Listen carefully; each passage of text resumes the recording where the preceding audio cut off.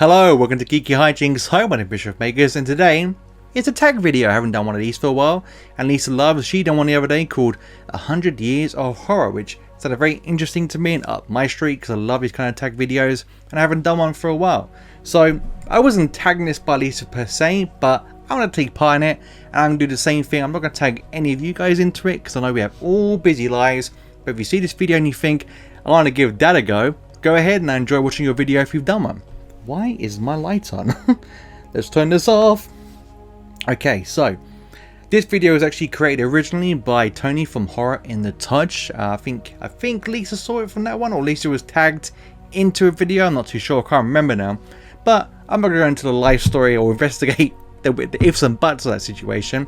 I'm just going to give you my answers. So essentially, the 100 Years of Horror is I've got to give you so basically I've got to choose one horror film that I like the best in one decade, starting from the 1920s all the way up to the 2020s. So 1920, 1930, 1940, 1950, and so on and so on and so on.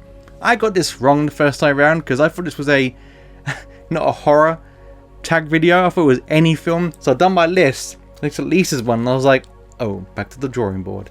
So I'm going to start with 1920. Now, I'm not going to lie to you. Everything between 1940 to 1960, I suck. Because I've seen some of these films I put in there, but not for such a long time. So, I do apologise for a bit sketchy with details. So, starting with 1920, the Roaring Twenties, is Phantom of the Opera with Lon Chaney, the man with a million faces. I remember seeing this on BBC 2 or something, or Channel 4. That is random times of the night we happen to catch one of these old school horrors. I watched this one and I saw it a few times and I was just mesmerized by it because Phantom of the Opera initially is my favorite musical by Andrew Lloyd Webber. Love that one. Well, Book of Mormon's good too. That's for another day. But when I watched this film, it's like there's no talking. It's like a silent movie, like Nosferatu. And I just remember it being really creepy, but kind of feel very empathetic towards him. And I just really remember the ending because the last minute of it scarred me as a kid. I was just like, ah. So I have very vague details to give to you about this one, but I just remember it sticking with me, especially that ending. 1930s, now this one I can be a bit more in depth with, is King Kong. I love King Kong. It's one of my... I just remember, I think it's the first black and white movie I ever watched. I watched it tons of times at my granddad's house. Loved it, but obviously I hated the ending because I'm an animal guy. I love animals, and that ending just breaks my heart. But that film is so inspirational to like Ray Harryhausen, who made Jason and the Argonauts and Clash of the Titans, inspired him to make this. And I had to do this what's the word? A presentation on King Kong and Ray Harryhausen stop animation. Cause I love that form of animation. And I remember this film just drawing me in. I was a massive dinosaur guy. Check. Big gorilla that can fight dinosaurs. Double check. And then obviously that iconic scene at top of the Empire State Building. It's amazing to me. Always got me. And I do love the Peter Jackson remake. I saw it like 5 times in the cinema. I love the soundtrack. And again, I think King Kong one of the first films to get the emotional side of me out. I got quite teary. Even got teary in the King Kong one in 2005. I was in bits. I'm a softie at heart. 1940s, and this is where I'm gonna suck, guys. Now this is one I watched once before I think I ever was able to buy something for myself. It's years and years ago, and it was Abbott and Costello Meet Frankenstein. I remember enjoying this, and I haven't got more to say than that. I really saw, like I said, 1940s isn't my strong suit when it comes to horror. I just remember seeing this when I was a kid. It was on TV, and I can't remember it that well, but I just know I enjoyed it. And when I went through the list of 1940s films, nothing really stuck out, and I could have put one in there and lied to you guys and said, I'm going to pick this one for the clout, but I've got nothing to say. I chose this one because I remember seeing it, but I didn't watch anything else from the 1940s range. I think The Blob? Oh no, The Blob was my next one. So 1950s is The Blob. I just remember watching this and being absolutely traumatized, but in the best way. Like, I loved horror films. I must watch this like 7 years old again. Going good old fashioned channel 1 to channel 4, no Sky or anything. You couldn't pause anything, you couldn't record anything. The film came on and you watched it.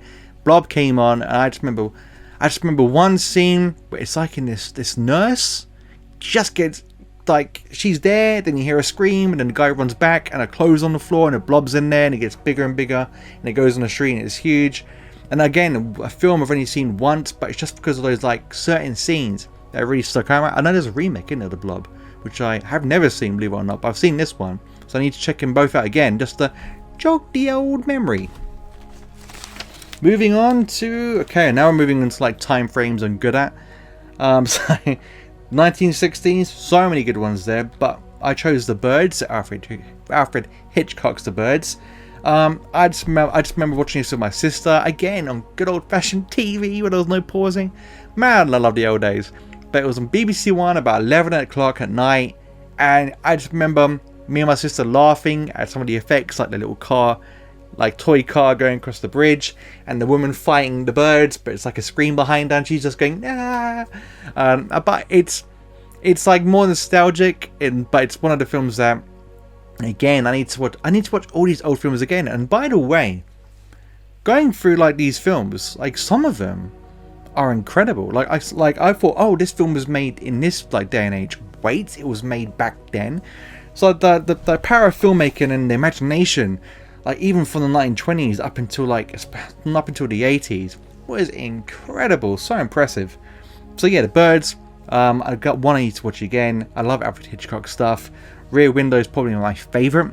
That film, I would have put on this list, but it's not really a horror. It's more of like a suspense thriller, isn't it? But that's a fantastic film. Rear Window is one of my favourites. Moving on to the 70s, super difficult because you got Halloween, Jaws. You got one of my favourite horrors of all time, the original Omen, which is just one of the best soundtracks of all time. I love that soundtrack. Nothing fills your soul with dread more than that soundtrack. It's like the soundtrack to the Antichrist, made like it's perfect. I didn't pick that one, and I was very close to, but I picked Jaws, which people will say that's not a horror film. It's a creature feature. Creature feature is a sub-genre of the horror genre, so yes, it is. I love Jaws for so many reasons. One, I love sharks. I love the mystery of the ocean. And again, a film I watched over and over again at home, but I was never scared of it. I was more fascinated by it because, again, Spielberg is just a genius. I've watched the documentaries of this film so many times, and if you haven't, please do, to understand how hard this film was to make. So many problems, like you probably heard of a few of them, where the boat sank and the shark sank and they refused to work, and the amount of money, and they went over schedule, and there would be no Spielberg if this film didn't take off.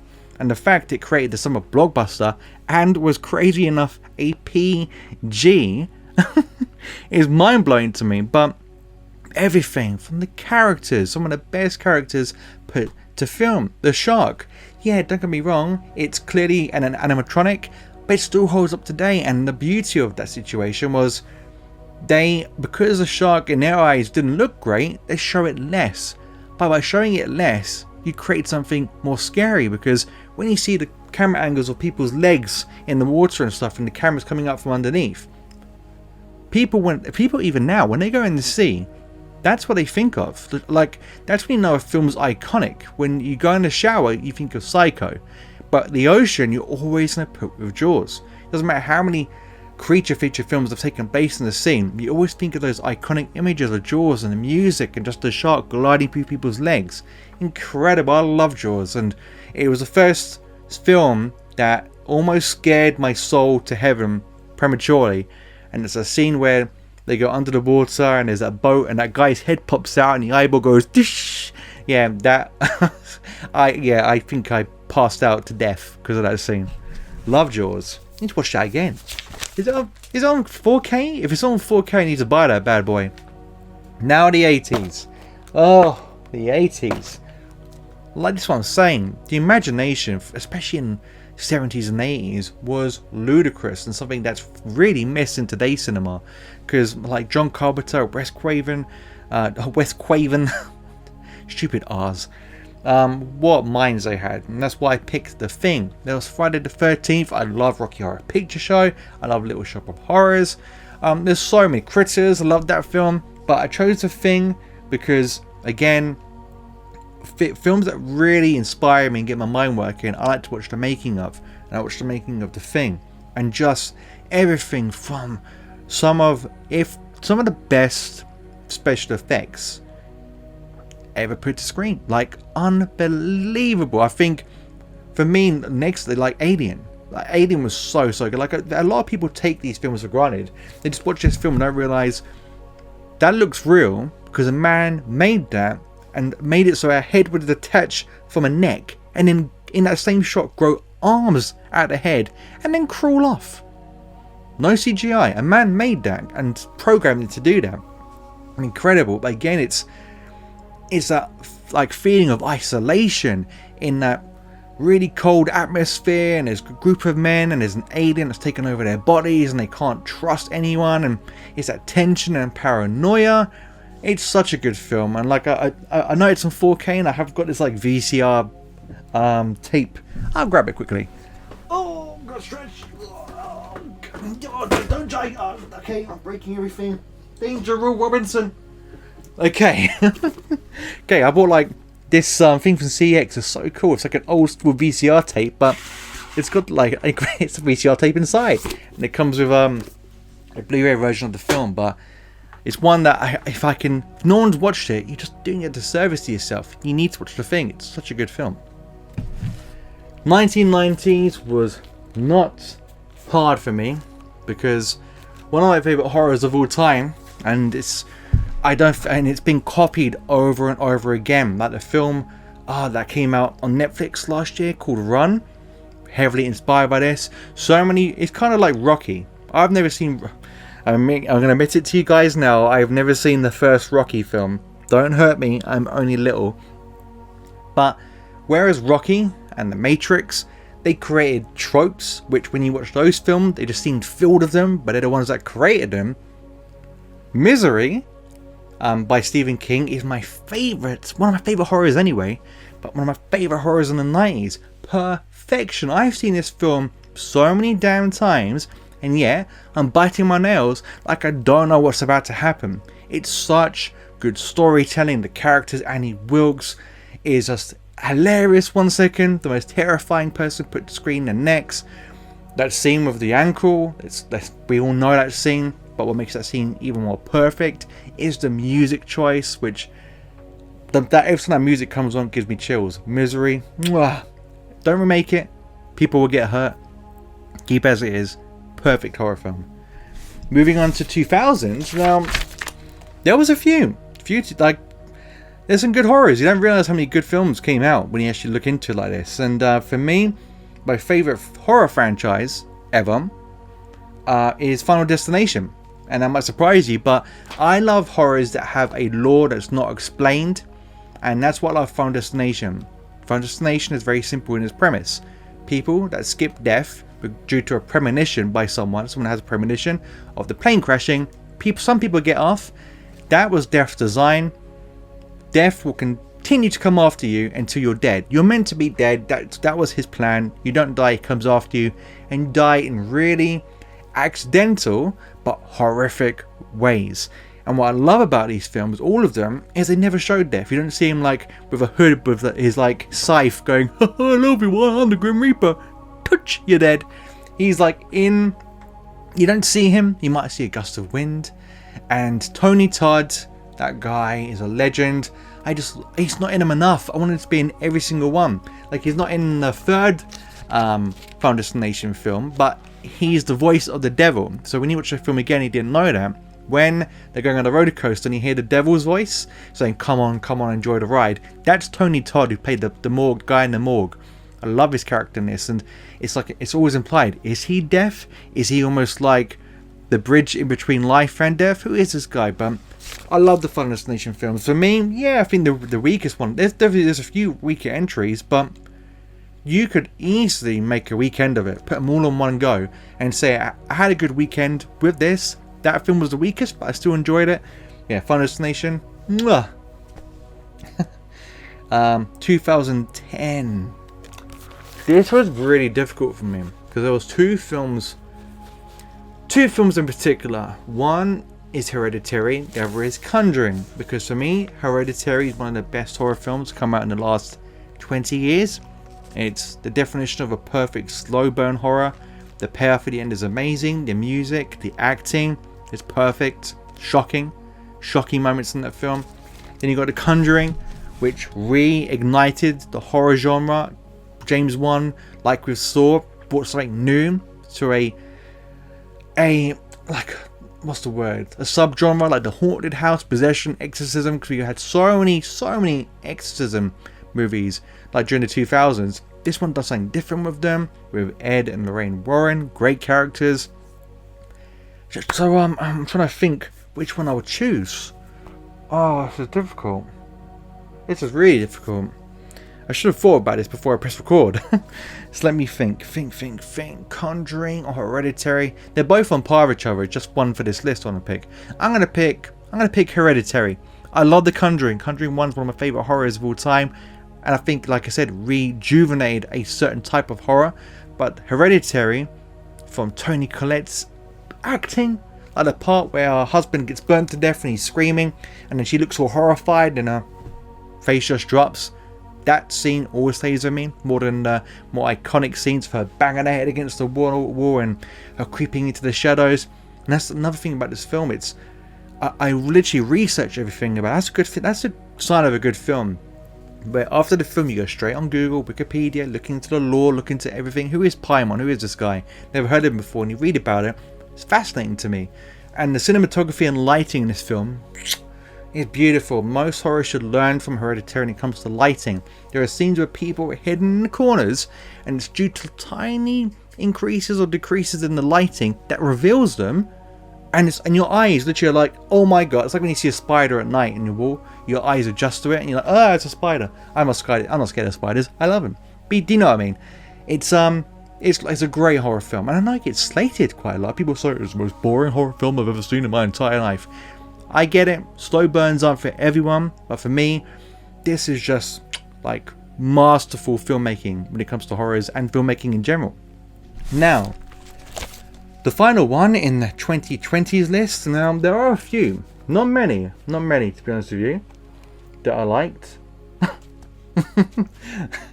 There's a few, like, in the last, Vigil's really good. Really like Vigil, which is on Netflix. Check that out. It's one of the best horrors I've seen as well in the last couple of years. Then you got Psycho Gorman, really fun, cheesy, campy horror.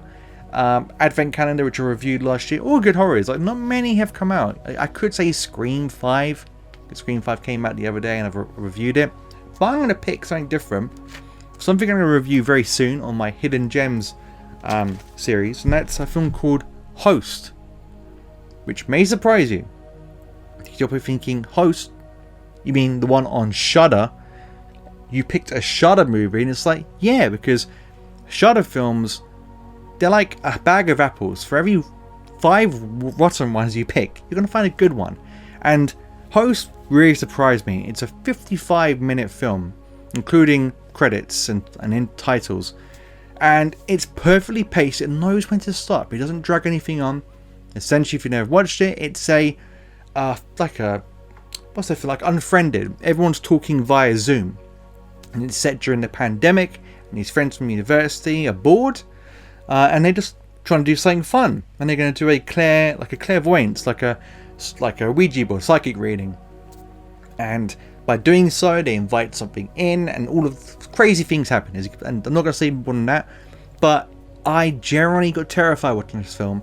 And there's one sign for me that I'm purely terrified, and that's when I get watery eyes. Happened in The Vigil, which I mentioned. Go and check it out on Netflix. And it happened in this. There's a few scenes where I got so scared my eyes watered because I thought to myself, I'm dead. And I'm not even in the film, but I thought, it's going to get me. But there's some really scary moments. I love the characters. Also, this was the most accurate representation of the general British public I've ever seen. These are people I used to serve in my bar days. I can imagine knowing these people. I can imagine being friends with these people. Like, you see so many British films and everyone's like, oh hello everyone, let's all like, oh I got my umbrella, away.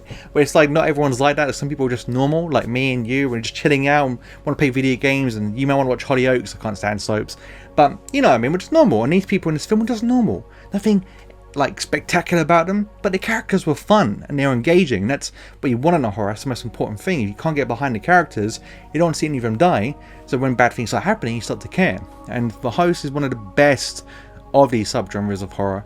One I definitely recommend. Like I said, I've got a hidden gem review coming out for that really soon, and I'll make it absolutely nuts because I've had an idea for something like this for a while, but definitely check it out. And that is my list, guys, of my tag video. I hope I didn't go on for too long.